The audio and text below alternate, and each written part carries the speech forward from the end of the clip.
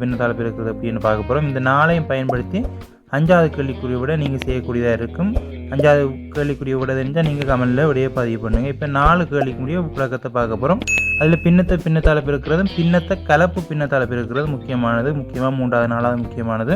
இப்போ 1வது கணக்குலேருந்து 4வது கணக்கு வரைக்கும் செய்வோம். நாங்கள் 1வது வினா வந்து 3 தர 1/4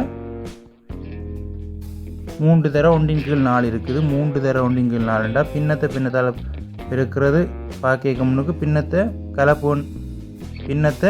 முழுவண்ணால் பெருக்கிறது அப்படின்னு எங்களுக்கு தெரியணும். அப்போ தான் பின்னத்தால் பெருக்கலாம். முழுவண்ணால் பின்னத்தை பெருக்க முழுவண்ணுன்றது எப்போவுமே மேலே இருக்குதுன்னு அர்த்தம். அதுக்கு கீழே ஒன்று இருக்குன்ற அர்த்தம். அது எங்களுக்கு தேவையில்லை. கீழே என்ன இருந்தாலும் எங்களுக்கு தேவையில்லை. முழுவண்ணா மேலே இருக்குன்னு அர்த்தம். முழுவண்ணா மேலே இருக்குன்னு அர்த்தம். ஆகவே மேலே இருக்கிறதால பெருக்கணும். பின்னத்தில் முழுவண்ணை மேலே பெருக்கி போட்டு எழுத வேண்டியா. 3ஆல் ஒன்றை பெருக்கினா 3 கீழே இருக்கிற 4 அப்படியே போட வேண்டியா. அதே மாதிரி தான் இதையும் பெருக்க போகிறோம். முழுவண்ணா மேலே மட்டும் பெருக்கிட்டு போடுறோம்.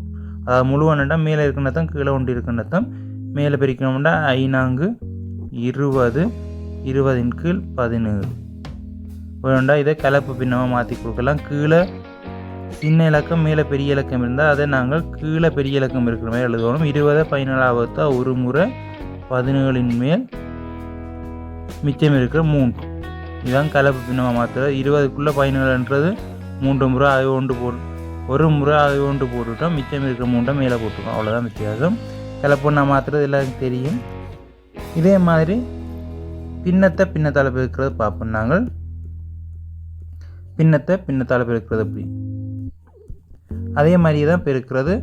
முழுவண்ணுக்கு மேலே இருக்கிற பிரமாணம் கீழே இருக்கிற பிரமாணம் 1ன்னு சொன்னாங்க. அதே மாதிரி இங்கே கீழே இருக்கிற பிரமாணம் 4 இருக்குது. அவ்வளோதான் வித்தியாசம். இப்போ 3 1 கீழே பெருக்கிற மாதிரி கீழே 4 இருக்குது. அவ்வளோதான் வித்தியாசம். கீழே இருக்கிறோட பெருக்கணும். மேலே இருக்கிறோட பெருக்கணும். பின்னத்தால் பெருக்கணும்னா மேலே இருக்கிறோட பெருக்கணும். கீழே இருக்கிறோட பெருக்கணும். அது 3ஆலும் கொண்ட பிரிக்கினா 3 கீழே இருக்கிற பெருக்கணும். 4ஆல் 7 பிரிக்கினா 4 28 இவ்வளோதான் இதுக்குரிய விட. மேலும் சுருக்கக்கூடியதாக இருந்தால் சுருக்கி கொடுக்கணும். சுருக்கலாம் இருந்தால் அப்படியே விட வேண்டியா விட 3/28 தான் இதுக்குரிய விட. அதே மாதிரி 4வது பார்த்தோம்னா அதே மாதிரி பின்னமண்டா கீழே மேலே விளக்கம் இருக்குது. அதே மாதிரி இன்னொரு பின்னத்தால் பெருக்கிறதா நாங்கள் இங்கே பார்த்துருக்குறோம். ஆனால் இங்கே கலப்பு பின்னம் இருக்குது. அதனால் கலப்பு பின்னத்தால் பெருக்கலாது.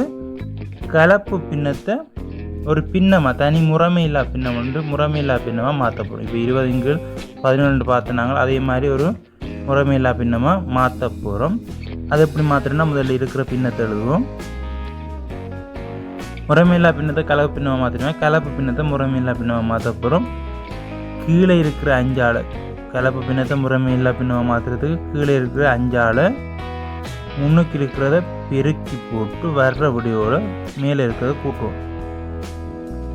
கீழே இருக்கிறதால பெருக்கி போட்டு வர்ற விடையோடு மேலே இருக்கிறத கூட்டுவோம். 5ஆல் 1 பெருக்கினா 5 5 5ஐயும் 3ஐயும் கூட்டினோம்னா 5ஐயும் 3ஐயும் கூட்டினா 8. ஆகவே மேலே வரப்போகிறது 8. கீழே அப்படியே 5 தான் வரும்.